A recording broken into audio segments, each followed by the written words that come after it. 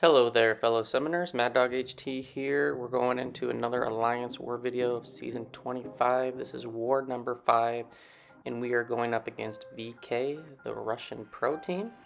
And so, first up in Section 1, I'm going through Path 2. This has the Strike Counter Fury node, where if you don't manage your combo, the opponent gets a bunch of Furies and they can get out of control real fast, but I'm going to let them. With Thing, Thing is an extra large attacker, so is this Rhino, so I'm just going to try to keep him nice and tight up against this wall. I'm not going to be worried about throwing any of my specials, and I'm going to let those Furies build up, which is going to trigger protection pretty much on any parry blocked hit that I take when it's not up. And yeah, we're just gonna go ham on this dude. Rhino is not the trickiest defender. If you're a smaller champ and you can't be aggressive and kind of keep him up against the wall, he can become a little bit problematic with his dash in at you with being unstoppable and unblockable. But when you're tight, close up to him, he cannot go unstoppable or unblockable. So as long as I got him pinned up against this wall and then he throws his specials and whatnot, I'm good to go.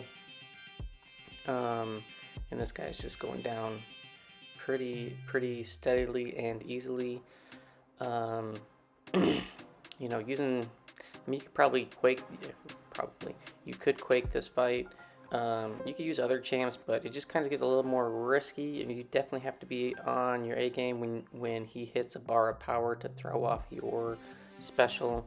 Yeah, but we finish him off with a big special 2. 103 hits. Sounds like a lot, but it's pretty easy, straightforward. Now in this one, it says Morningstar. I was considering using Thing. I had a Morningstar on Node 5 last war, and because hitting her with her basic attacks will cause a bleed, even though Thing's bleed immune, it would mess with his rock stack, so I just figured it would be better to go in with Torch, just manage the combo, play a little bit slow, and as long as I'm not too worried about the Bane timer,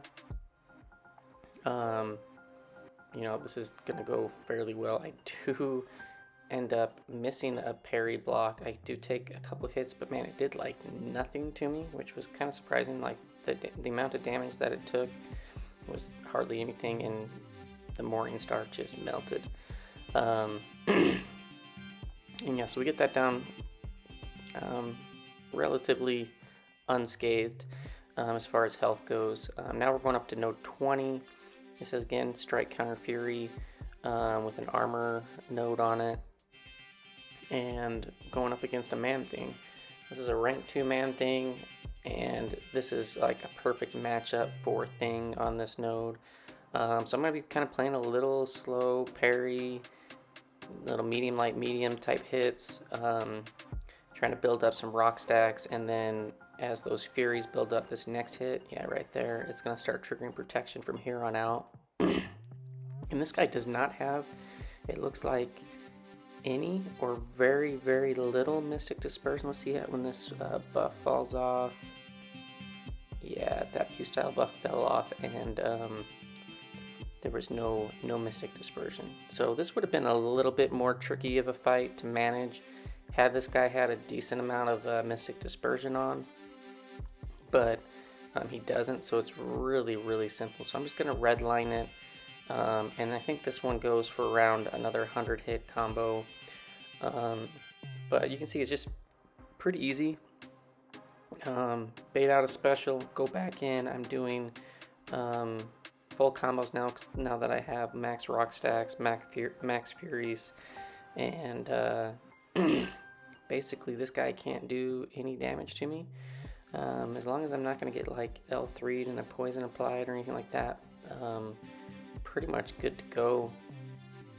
And I think I will end this fight with an L3. But other than that, I'm just going to keep my rock stacks up,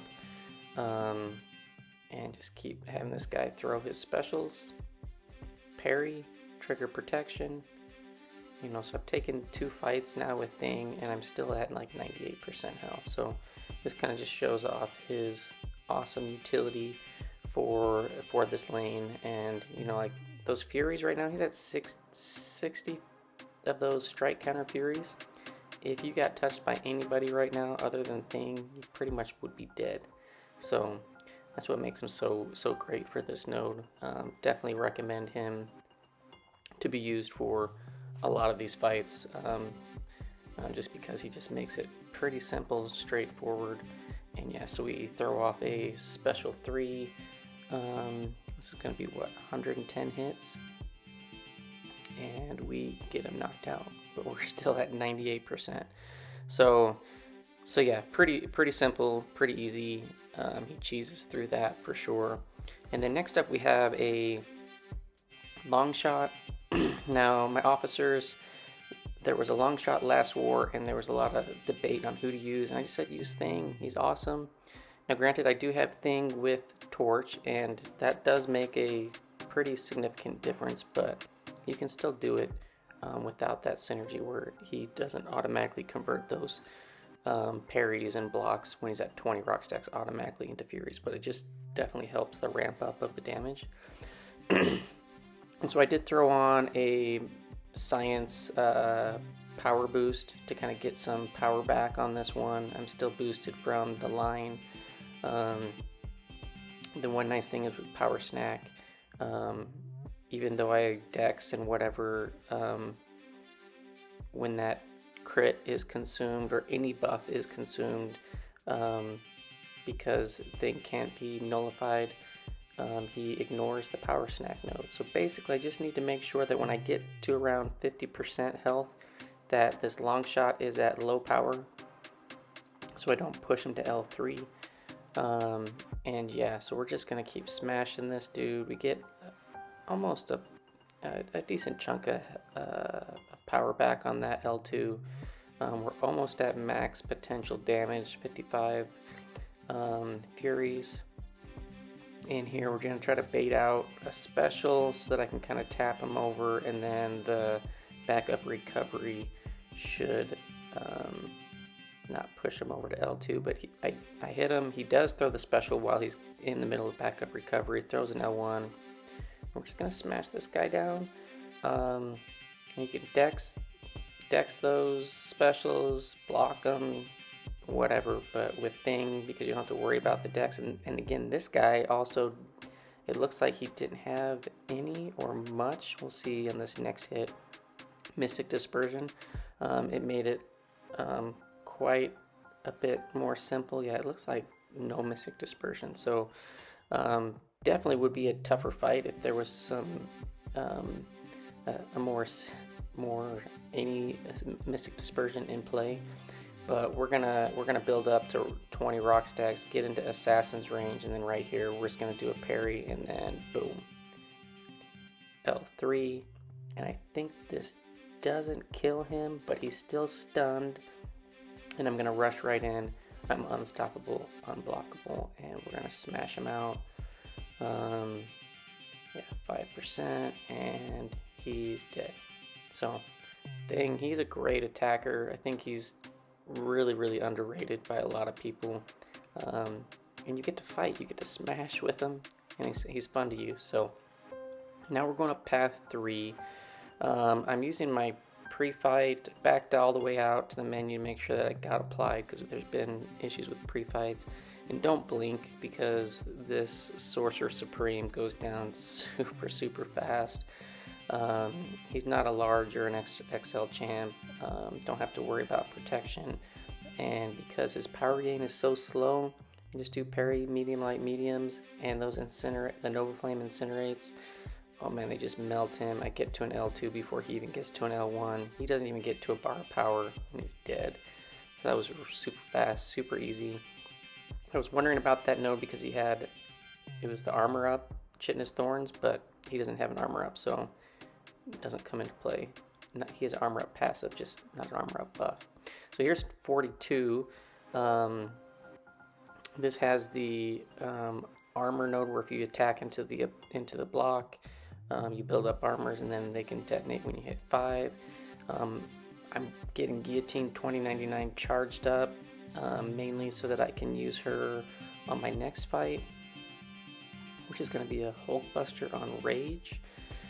But as far as this fight goes, I'm just thinking to myself, don't hit into the block, and I'm going to be doing shorter combos, a lot of hits while under the stun. I've been building up my combo protectors with those heavies. You can get max 6 when you don't apply any pre-fights, and I probably should have thrown an L2 here, just because I have plenty of health left on this the Stealth Spidey, but I ended up redlining it. I think I just hold for the whole fight and just play it super simple, parry, 2 hits, couple hits if he has the evade charge, just blocking that just in case I miss a dex, and just playing super safe. The block damage from parries or any of this stuff, you can see it's very, very minimal, no big deal. And then when he goes out of his special one, I kind of go in for just 1 hit. If he evades it, great, because you can just back up immediately, and then you can go to town on him. If he doesn't, then I'm just doing some shorter combos and off the parry and making sure that I land hits and don't get evaded and smacked right back. And yeah, it's maybe a longer fight, but again, it's all about simple, safe. I don't have to intercept or anything here, so don't have to do anything fancy, just nice and easy. I'm gonna do 1 parry hit and get into the 5% range. Probably could have killed him a couple hits ago with an L3, but this just guarantees that he will get KO'd, and I will carry over my combo to the next fight.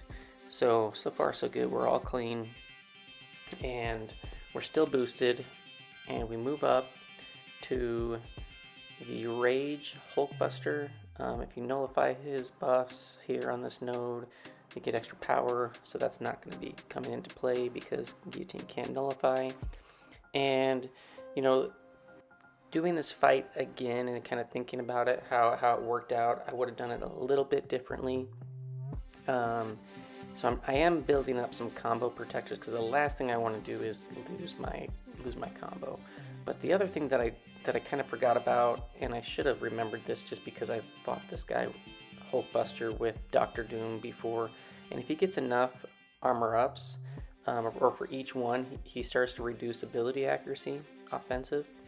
And you're going to see that not all my hits are going to be doing the energy damage that you get for having 100+ combo.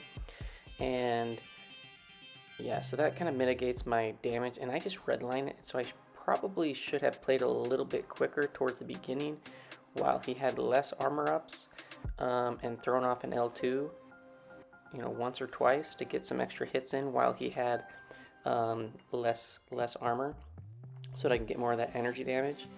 I don't think any of those hits would have triggered Rage, maybe.